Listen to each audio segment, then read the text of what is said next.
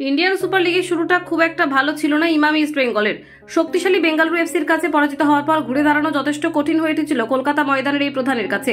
প্রায় 7 ম্যাচ পর জয়ের মুখ দেখেছিল লাল হলুদ ব্রিগেড। নিজেদের ঘরের মাঠে তারা পরাজিত করেছিল টুর্নামেন্টের অন্যতম শক্তিশালী ফুটবল ক্লাব নর্থ ইস্ট ইউনাইটেডকে, যা নিঃসন্দেহে বড় সড় চমক ছিল সকলের কাছে।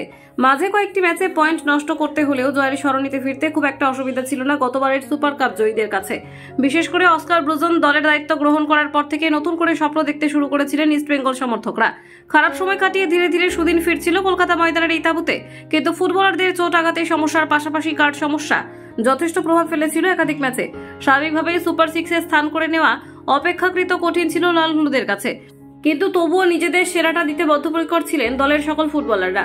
চেন্নাই এফসির কাছে পরাজিত হওয়ার পর সেই সম্ভাবনা ক্রমশ কমতে শুরু করলেও সেখান থেকে ঘুরে দাঁড়াতে শুরু করেছিল ইস্ট বেঙ্গল। কিন্তু গত বেঙ্গালুরু ম্যাচে ড্র করতেই চ্যাম্পিয়নশিপের লড়াই থেকে ছিটকে যায় ইমামি ইস্ট বেঙ্গল। সেই নিয়ে যথেষ্ট হতাশা দেখা দিয়েছিল সমর্থকদের মধ্যে। বেঙ্গালুরু ম্যাচে পয়েন্ট নষ্ট করায় শেষ ম্যাচে নর্থ ইস্ট ইউনাইটেডের বিপক্ষে জয় পেলেও খুব একটা সুবিধা করতে পারত না মশাল ব্রিগেড। তার উপরে রয়েছে এফসি চ্যালেঞ্জ লিগের কোয়ার্টার ফাইনাল ম্যাচ। সব দিক মাথায় রেখে গত শনিবার আইএসএল এর এই নিয়ম রক্ষার ম্যাচে অধিকাংশ রিজার্ভ বেঞ্চের ফুটবলারদের মাঠে নামিয়েছিল লাল হলুদ। প্রথমার্ধে অনবদ্য লড়াই থাকলেও দ্বিতীয়ার্ধে তা সম্ভব হয়নি।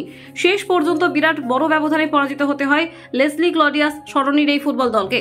তবে দল পরাজিত হলেও জুনিয়র ফুটবলারদের পারফরমেন্স নিয়ে যথেষ্ট সহকারী কোচ বিনো জর্জ।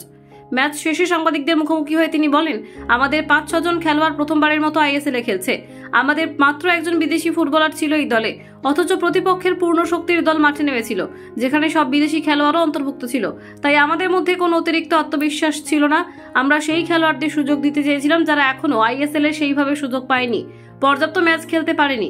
আমরা তাদের সাহায্য করতে চেয়েছিলাম, যা ভবিষ্যতে দলকে অনেকটাই শক্তিশালী করে তুলবে। যদিও 4 গোলে ম্যাচ হারা বিরাট ধাক্কা, তবে আমাদের খেলোয়াড়দের পারফরমেন্সে আমরা খুশি। আমরা কাজ চালিয়ে যাব। কলকাতা 24/7.in।